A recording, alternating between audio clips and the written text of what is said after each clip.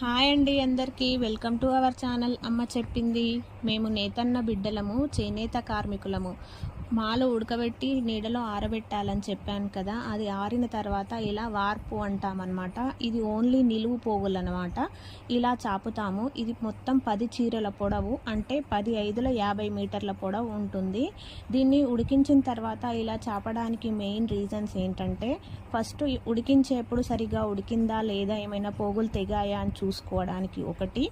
ఇంకొకటి, వాళ్ళు వాటికి చిన్న చిన్న దారాల్లాగా కట్లు అనేవి ఇస్తారనమాట. అవి మనము మోగ్గన్నేసి ఎప్పుడు సరిపోవు. సో అవి తీసేసి పెద్ద పెద్ద కట్లు వేసుకోవడానికి రీల్ దారంతో ఈ రకంగా మేము కట్లయితే వేసుకుంటాము. థర్డ్ రీజన్ ఏంటంటే, శారీ లెంత్ ఎంత ఉంది, కొంగు ఎంతవరకు కావాలో అనో టిక్ మార్క్ పెట్టుకొని వాటిని కట్లు వేసుకొని అక్కడి వరకు డివైడ్ చేసుకుంటాము. దీనికోసం అయితే వార్పు చాపుతాము. Thanks for watching. Please support.